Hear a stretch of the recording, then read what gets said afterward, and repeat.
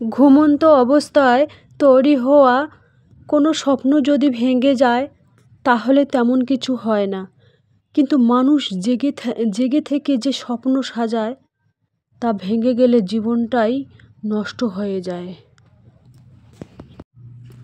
জীবনসাথী দরিদ্র হোক, মানুষটা যেন ভালো হয়, যে আপনাকে সম্মান করবে, সব পরিস্থিতিতে আপনার সাথ দেবে। কারণ দরিদ্রতা একদিন কেটে যাবে, কিন্তু মানুষ যদি খারাপ হয় তাহলে আপনার জীবন কাটানো মুশকিল হয়ে পড়বে। হাজব্যান্ড এর ইনকাম বুঝে গৃহিণীদের একটু বুদ্ধি খাটিয়ে চললে সংসারে অভাব আসবে না কোনো দিন। গ্রামের মেঠো রাস্তায় হেঁটে মেহমানের বাসায় দাওয়াত পালতে গেলাম।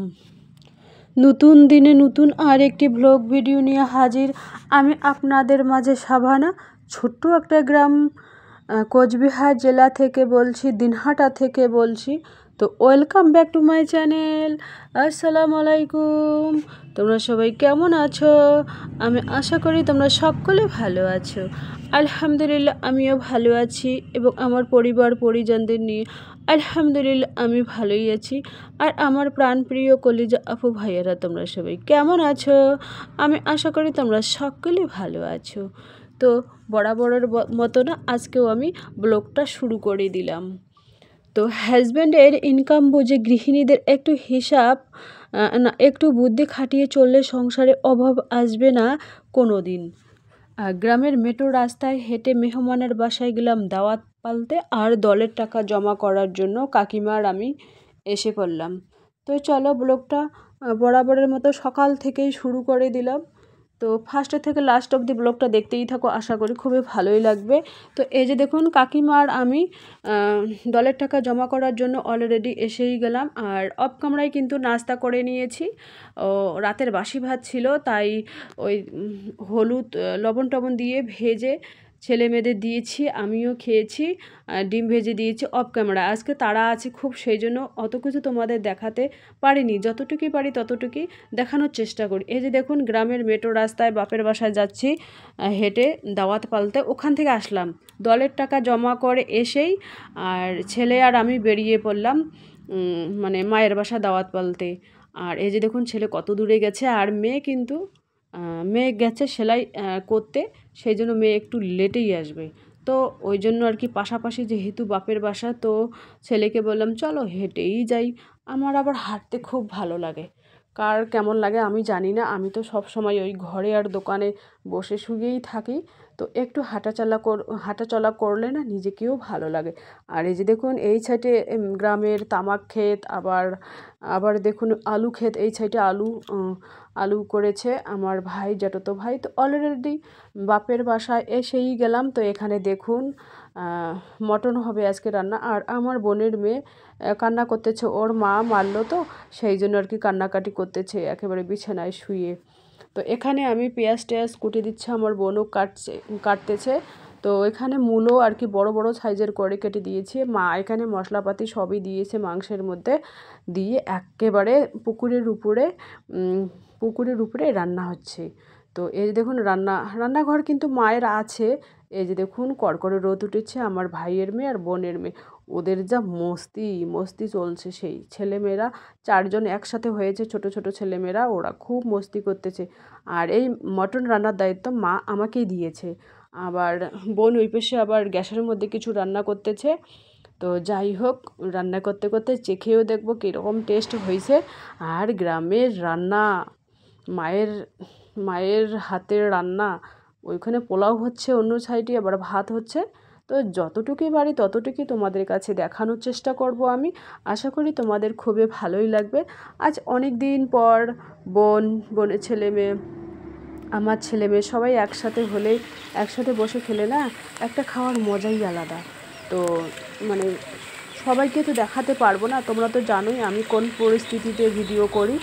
আর আজকে না খুব ঠান্ডা পড়েছে, মোজা পরেছি, 3-4টে ভিতরে জামা পরেছি, একটা কুর্তির মতো সোয়েটারের মতো পরেছি। তো সেটাই আর কি পরে এসেছি আজকে। মানে অর্ধেক ওই 12টা নাগাদ রোদ উঠেছে কড়কড়ে, মানে সকাল থেকে কিন্তু রোদ ওঠেনি, কুয়াশা ছিল।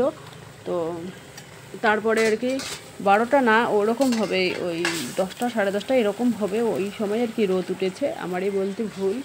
তো এই যে দেখুন, এক হাতে আমি ক্যামেরা করতেছি আর এক হাতে রান্না করতেছি।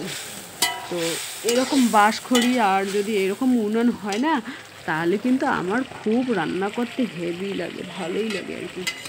তো যেহেতু আমি গ্রামের মেয়ে, গ্রামের বউ, তো সেই জন্য এভাবে রান্না করা আমার কিন্তু খুবই অভ্যাস আছে আর কি। তো হাজব্যান্ডের ইনকাম বুঝে গৃহিণীকে একটু বুদ্ধি খাটিয়ে চললে সংসারে অভাব আসবে না কোনো দিন। দেখুন, হাজব্যান্ডের ইনকাম যাই হোক না কেন, 10,000 হোক আর 5,000 হোক বা 20,000 হোক, যাই হোক না কেন, কিন্তু গৃহিণীদের মাথার মধ্যে একটা বুদ্ধি বা আইডিয়া বের করতে হবে, সেভাবে কিন্তু সংসারটা মানে অভাব আসবে না কোনো দিনও। যদি দুজনের মধ্যে, স্বামী স্ত্রী দুজনের মধ্যে আন্ডারস্ট্যান্ডিংটা ভালো থাকে, যে একবেলা আলু সিদ্ধ দিয়ে খেলাম আর একবেলা না হয় মাছ খাবো, ডিম খাবো বা পোলট্রি খাবো, এরকম একটা ছালা পরামর্শ করে কিন্তু সংসারটাকে পরিচালনা করতে হয়। 3 বেলা যদি মাছ, মাংস, দুধ, ডিম, কলা, কদলি ওইগুলো খাই, ফলমূল, তাহলে ইনকামের দরকার আছে ভাই। আমাদের তো অত ইনকাম নেই, যেহেতু আমি ওর মধ্যবিত্ত গৃহিণীদের এর মধ্যে একজন, আমি আমার কথাই বলছি। তো যতটুকু আল্লাহ দেয় মিলায়, আলহামদুলিল্লাহ, এতেই আমি খুশি। কারণ আমরা তো ভালোই আছি, যারা রাস্তায় শুয়ে থাকে, তাদের দেখা মতো কেউ নেই, পরনে কোনো কাপড় চোপড় নেই, কেউ বন ছুঁড়ে দিল, কেউ কোনো খাবার ছুঁড়ে দিল, খেলো, রাস্তায় পথে শুয়ে থাকে, আলহামদুলিল্লাহ, ওদের থেকে তো আমরা ভালোই আছি না, না খেয়ে তো মরছি না। না, একবেলা আলু শুদ্ধ খেলাম তা কী হলো, আর একবেলা ডিম খাবো, মুরগির ডিম, আর একবেলা শুকটি মাছ খাবো, মানে যতটুকু হয় ততটুকু। মাথার উপরে তো ছাদ আছে, কারো কাছে তো 10 টাকা হাত পাততে না হয়, এটাই আমার কাছে বিশাল বড়। তো এই যে দেখুন, আমার মায়ের বাসার চারপাশটা তোমাদের দেখাচ্ছি। গ্রামের বাড়ি এরকমই হয়, এখানে খড়গুলো জমা করেছে। এই যে দেখুন, আমার আব্বার এটা স্কুটি, আর এই যে দেখুন মানে তামাক ক্ষেত, এখানে বসে আছে আমার বোনের বর, ওই পাশে আমার আব্বা বসে আছে। তো আমার আব্বাকে তোমাদের এক ঝলক দেখিয়ে দিলাম, এখানে আমি রোদের মধ্যে বসে আছি, আর দেখুন গ্রামের তামাক ক্ষেতগুলো চারিদিকে কি ভালোই লাগছে।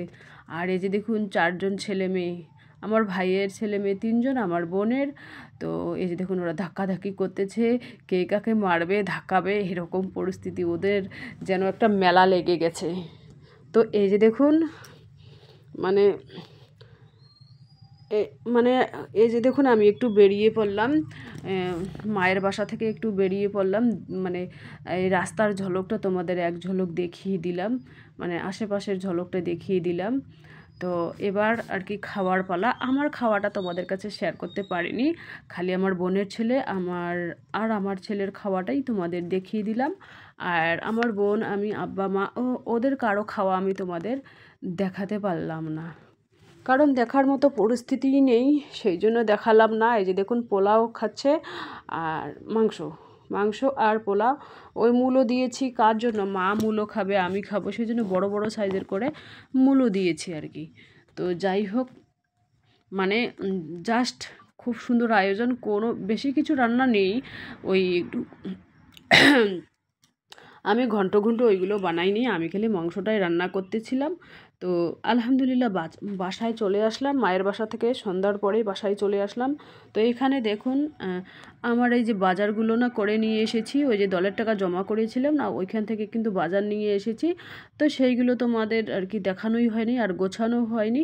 তো বাজারগুলো গুছিয়ে নিচ্ছি এক এক করে। এখানে বাঁধাকপি আছে, নতুন আলু আছে, আর এখানে দেখতে পাচ্ছেন কাঁচা লঙ্কা আর রসুন আছে।